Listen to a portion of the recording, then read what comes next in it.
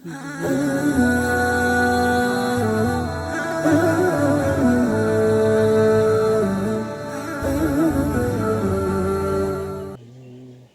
একটি ক্যালিগ্রাফি দেখলাম, এবার প্রশ্নে যাব ইনশাআল্লাহ। ইনশাআল্লাহ। আপনার জন্য এবারের প্রশ্ন, ক্যালিগ্রাফিতে আয়াতের যে অংশ ছিল তার সরল অনুবাদ কোনটি? এ, আর আমার বিষয়টি আমি আল্লাহর নিকট সমর্পণ করছি। বি, আর আমি আল্লাহর উপরই ভরসা করি। সি, আর আল্লাহর নিকটই সব বিষয় প্রত্যাবর্তিত হবে। ডি, আর তোমরা আল্লাহ ও রাসূলের দিকে প্রত্যাবর্তিত হও। এই প্রশ্নের ক্ষেত্রে আমি আমার প্রিয়জনের সহায়তা চাচ্ছি। প্রিয়জন সহায়তা দেয়া হোক। আসসালামু আলাইকুম রহমতুল্লাহ।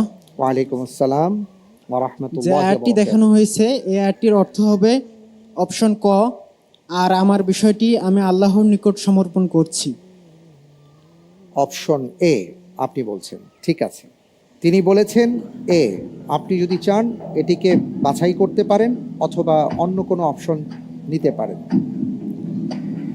আলহামদুলিল্লাহ, আমি এক্ষেত্রে প্রিয়জনের সহায়তাই নিতে চাই এবং তার পছন্দকৃত অ্যান্সারটি দিতে চাই, আর সেটি হচ্ছে অপশন এ, আর আমার বিষয়টি আমি আল্লাহর নিকট সমর্পণ করছি। লক করে দিচ্ছি। জি ইনশাল্লাহ। স্থির করা হোক এ, আর আমার বিষয়টি আমি আল্লাহর নিকট সমর্পণ করছি, যেটাকে আরবিতে বলা হয় ওয়া উফাউযিদু আমরি ইলাল্লাহ। সূরা মুমিন বা সূরা গাফিরের ৪৪ নম্বর আয়াতের অংশবিশেষ। আপনি লাইফ লাইন নিয়ে যে উত্তরটি দিয়েছেন, আপনার উত্তরটি সঠিক উত্তর। আলহামদুলিল্লাহ।